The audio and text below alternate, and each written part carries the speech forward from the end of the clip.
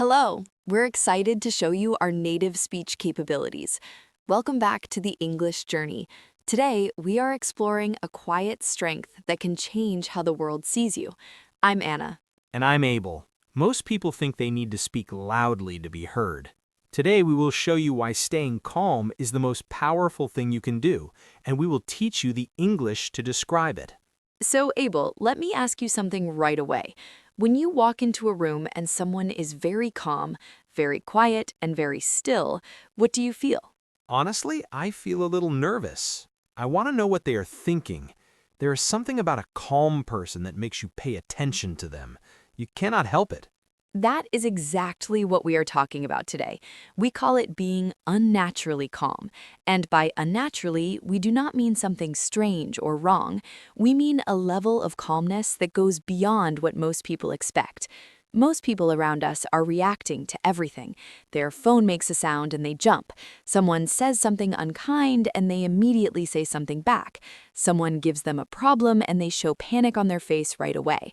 But there are some people who do not do this. They hear the noise, they see the problem, and they simply pause. They breathe. They choose how to respond.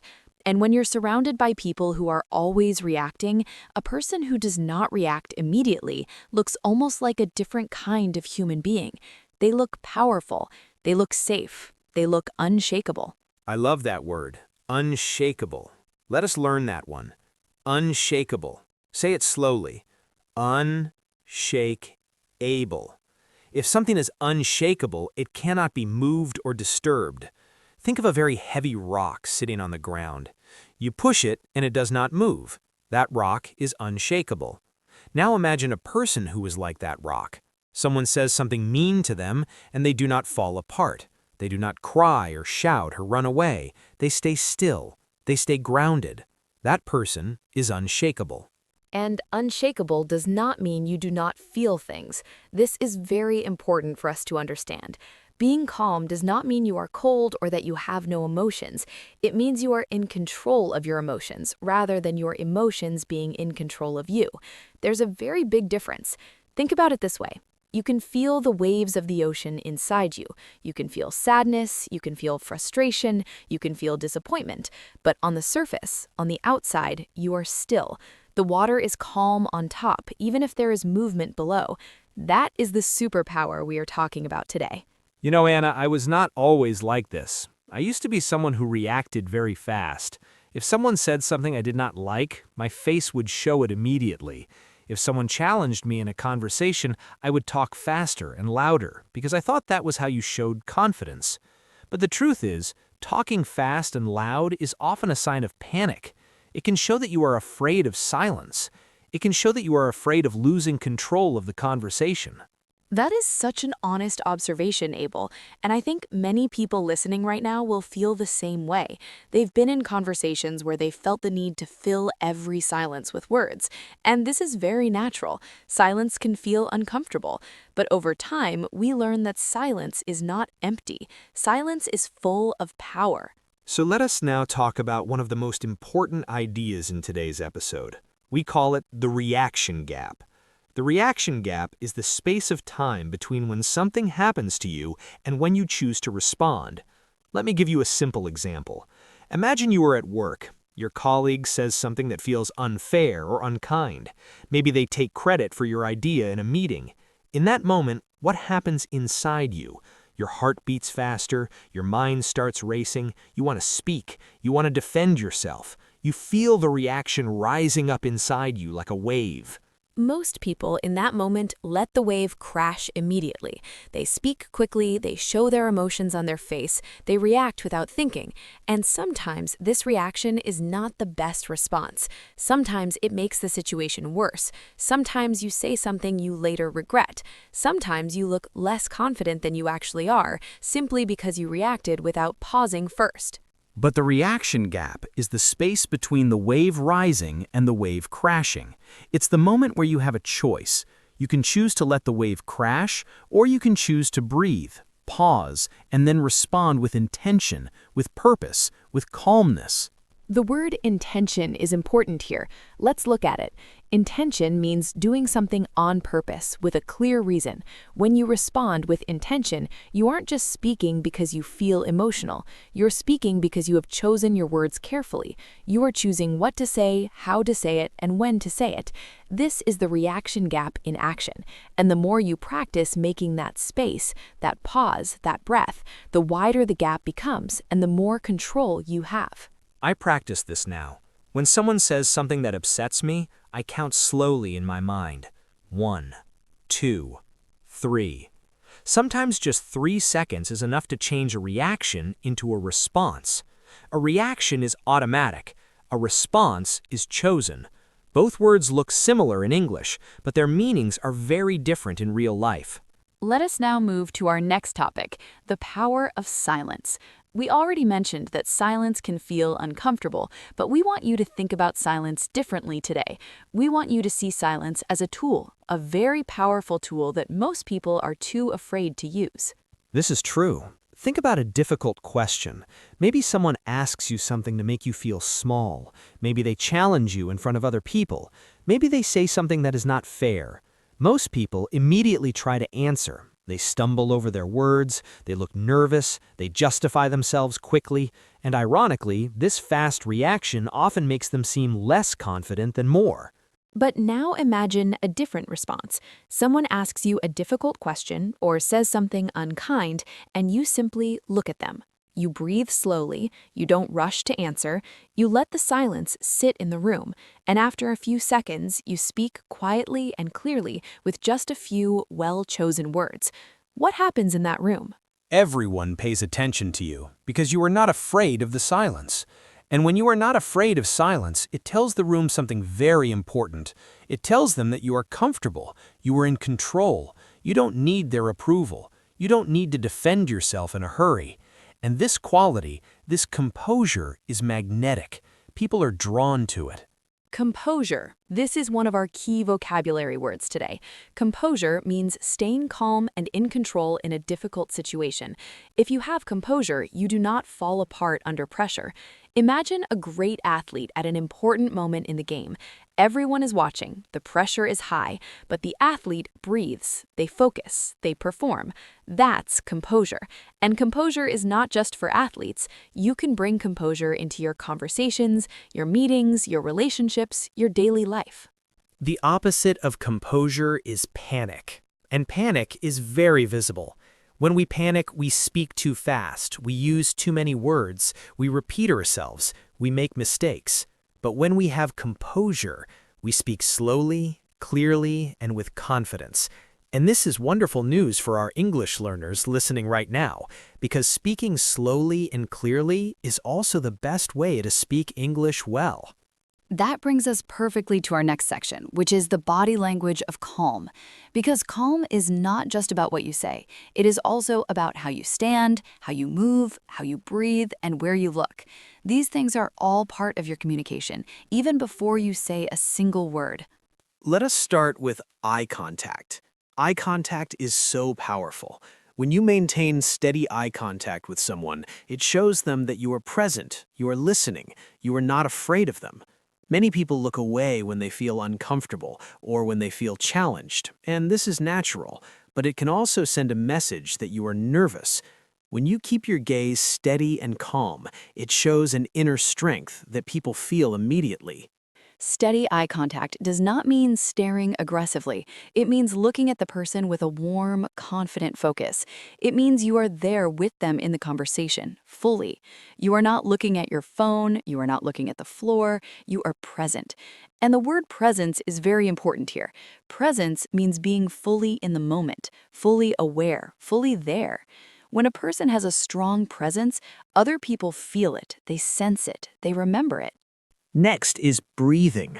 This might sound very simple, but it is actually one of the most powerful things you can control in any situation. When we are nervous or stressed, our breathing becomes short and fast. You may notice that your shoulders rise up, your chest tightens, your voice might even shake a little. This is because shallow breathing activates the part of your body that is designed for danger. Your body thinks there is an emergency and it tries to prepare you to run or fight.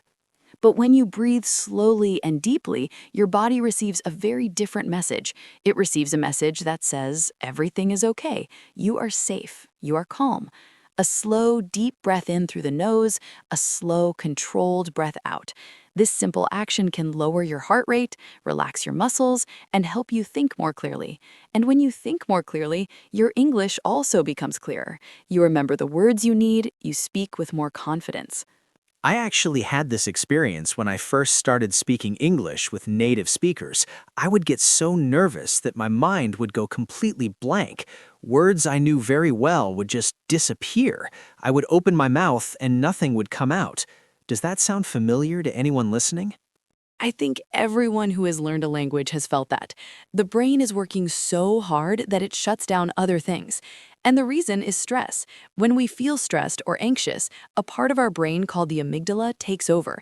It is the part that deals with danger. And when the amygdala is very active, the thinking part of the brain, the part that stores language and vocabulary, becomes quieter. This is the science behind why we forget English when we are nervous. And this is exactly why staying calm is not just good for your personality, it's actually good for your English.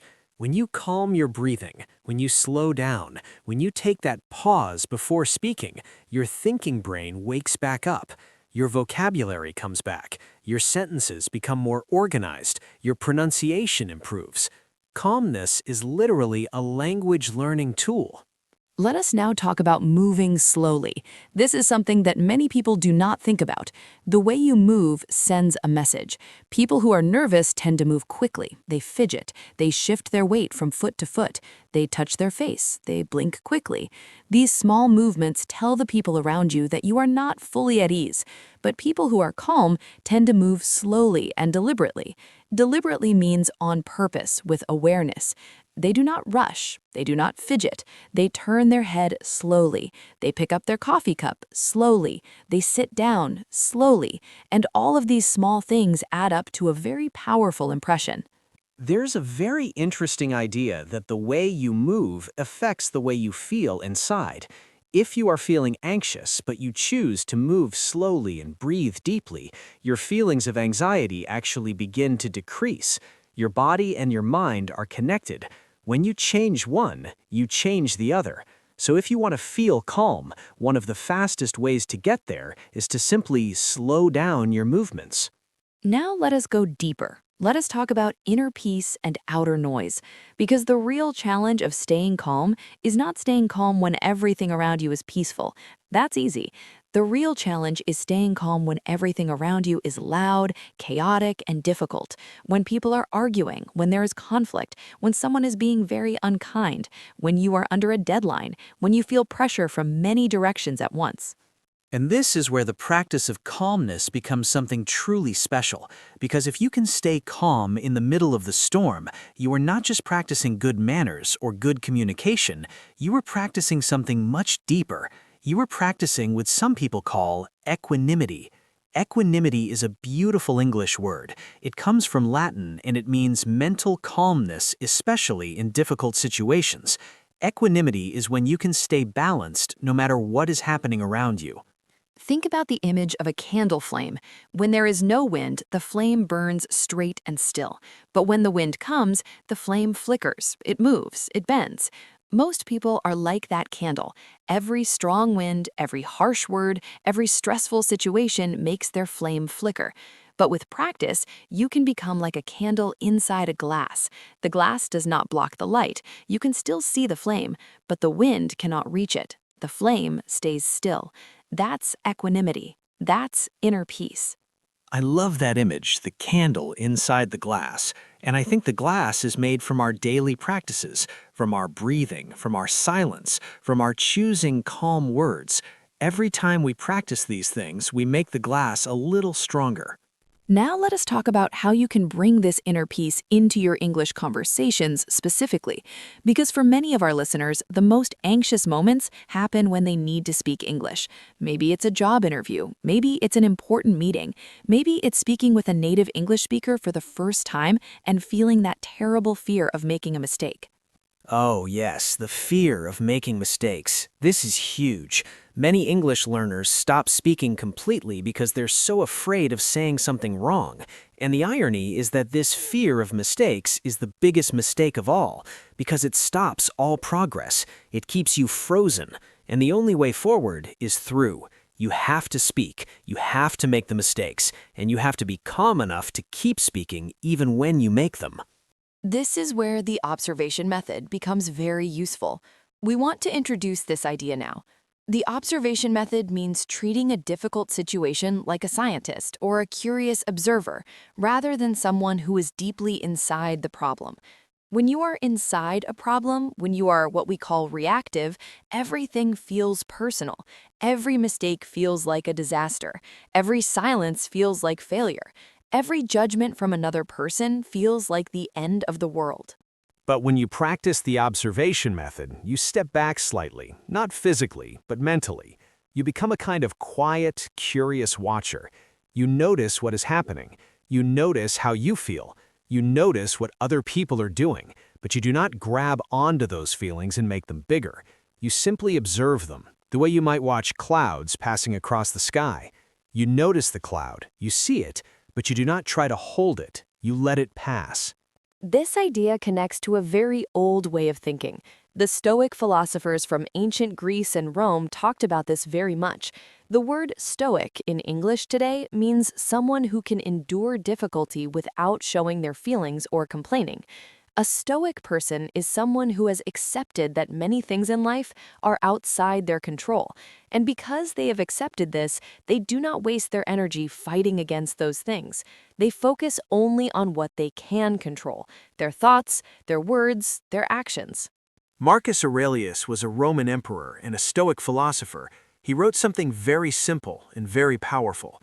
He said, "You have power over your mind, not outside events. Realize this, and you will find strength." And I think this is true. The moment you accept that you cannot control what others say or do, but you can control how you respond, everything changes. You stop fighting the weather. You simply put on a coat.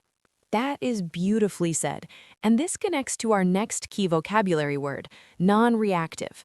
Non-reactive describes someone who does not immediately react to what is happening around them. Non-reactive people choose their responses. They are not robots, they feel things, but they do not let those feelings drive the car. They stay in the driver's seat. They hold the steering wheel. They choose the direction.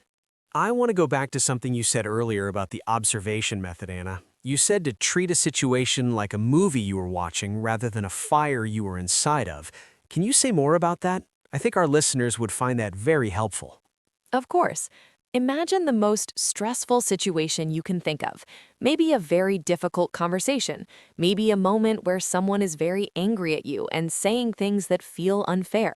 Now, when you are inside that situation, it feels enormous. It feels like the only thing in the universe. Your heart is racing, your mind is full of noise. You cannot think clearly. Everything feels urgent and dangerous. Yes, that feeling is so familiar, like the walls are closing in. Exactly. Now, here's what the observation method asks you to do. In that moment, you take a quiet breath and you imagine that you're sitting in a comfortable cinema seat and the situation you are in is playing on the screen in front of you. You can see it all. You can see yourself in the situation, you can see the other person, you can hear the words being said, but you are watching it from a distance. You are the observer, not the victim, not the fighter, the curious, calm, safe observer. And what does this do?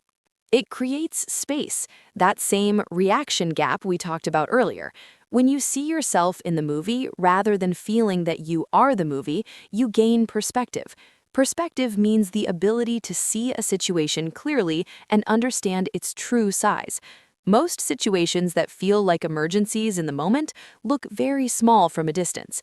The observation method gives you that distance, even while you are still in the room. So in practice, if someone is saying something difficult to me, I breathe, I imagine I am watching this scene in a movie, and I ask myself, what would a calm, wise person do in this scene? Exactly. And often the answer is they would speak less. They would listen more. They would not raise their voice. They would ask a quiet, thoughtful question.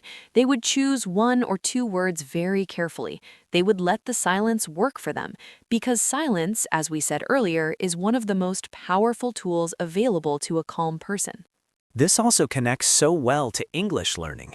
When you are in an English conversation and you feel panic beginning to rise, instead of trying to speak faster or use more words to cover your nervousness, you can use the observation method. You can step back mentally. You can breathe. You can remind yourself that this is just a conversation. It's not a test of your worth. It's just an exchange of words. And from that calmer place, the English comes more naturally. There's actually a very interesting connection between calmness and memory. When we are anxious, the stress hormone called cortisol rises in our body. High cortisol levels make it harder to access memories and learned information, including vocabulary, including grammar patterns, including pronunciation rules, all the things we have studied and practiced. But when we are calm, cortisol levels are lower. The brain is more open, more connected, more creative. Language flows more freely. So the best thing you can do before an important English conversation or presentation is not to study more vocabulary. It is to calm your nervous system, to breathe, to move slowly, to remind yourself that you are safe, you are prepared, and mistakes are simply part of the beautiful process of learning. Beautiful process. I love that phrase. And that's a wonderful reframe. A reframe means looking at something in a new way that changes how you feel about it. Instead of seeing a mistake as evidence that you are not good enough, you can reframe it as evidence that you are brave enough to try, brave enough to speak. And that bravery, combined with calmness, is an extraordinary combination. Let us also talk for a moment about tranquility, because this is another wonderful word related to our topic today. Tranquility means a state of deep calm, a peaceful, quiet feeling. Tranquility is not just for meditation or nature walks. Tranquility can be something you carry inside you, even in busy, noisy places, even in difficult conversations, even in challenging situations. When you practice calmness daily, tranquility becomes a part of who you are, rather than just something you experience in quiet moments. And this daily practice is so important. Calmness is not something that appears automatically. It is something you build, like a muscle. Every day you practice. You notice when you feel the reaction rising. You breathe. You pause. You choose. And slowly, gradually, your default setting begins to shift. What once required great effort begins to feel natural. And one day, you realize that you have become the calm person in the room, the one that others look to when things get difficult, the one whose presence makes other people feel safer. I find that people actually trust calm people more. Is that true for you, Anna? Absolutely. Think about who you trust in a crisis. It is not usually the person who is shouting or panicking. It's the person who is breathing steadily, the person who speaks slowly and clearly, the person who listens before they respond. We instinctively trust calm people because their calmness signals to us that they have the situation under control, that they can see clearly, that they will not make impulsive decisions driven by panic. And the interesting thing is, even if they are not fully in control, their calmness helps everyone else calm down too. It's contagious. Calm is contagious, and so is panic. But we get to choose which one we spread. Which one will you choose? That is really the heart of everything we have discussed today. Because at the end of the day, calmness is not a personality type that some people are born with and others are not. It is a choice. It is a daily practice. It is a set of very small decisions made over and over again. The decision to breathe before speaking, the decision to listen before responding, the decision to value silence over noise, the decision to move slowly when everything around you is rushing. And every morning when you wake up, you have a new opportunity to make that choice, before the day begins, before the messages come in, before the noise starts. You can sit for even just 2 or 3 minutes in stillness. You can breathe. You can set an intention for how you want to move through the day. You can say to yourself, Today, I will be the calm in the storm. Today, I will be unshakable. Today, I will choose my responses rather than let my reactions choose for me. That is the final message we want to leave with you today. Calmness is a choice you make every morning. And the more you make it, the easier it becomes. And as you develop this quiet strength, something wonderful will begin to happen. People will notice. They won't always know why, but they will feel it. They will feel drawn to you. They will trust you more. They will listen more carefully when you speak, because your words are not cheap. You do not throw them around carelessly. You choose them. And for our English learners, we want to say this very directly. The calmer you are, the better your English will be. Not because calm people are smarter, but because calm people have access to their full mind. Their memory works better. Their pronunciation is clearer. Their sentences are more organized. Their listening is deeper. Everything works better when the nervous system is at peace.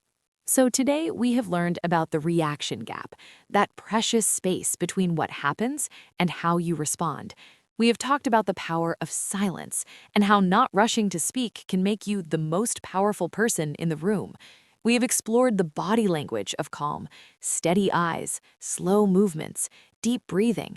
We have looked at inner peace and how to maintain it even in outer noise. We have discovered the observation method, stepping back to watch the situation rather than being consumed by it. And we have connected all of this to English learning because calm and fluency grow in the same soil. Thank you so much for spending this time with us. Every moment you spend learning, practicing, and growing is an investment in yourself. And choosing calmness is one of the greatest investments you can ever make. Not just for your English, but for your whole life. Remember the iceberg, the small, calm tip that the world sees above the water, and beneath it, a vast, powerful, silent strength that holds everything in place. That's you. That's who you are becoming with every breath you take, every pause you choose, and every moment of stillness you practice. Be calm. Be unshakable. Be the kind of person whose silence speaks louder than other people's noise. This is the English Journey. I'm Anna. And I'm Abel. We'll see you in the next episode. Until then, breathe slowly, move gently, and speak with intention. Take care of yourselves and keep walking on your English journey one calm step at a time.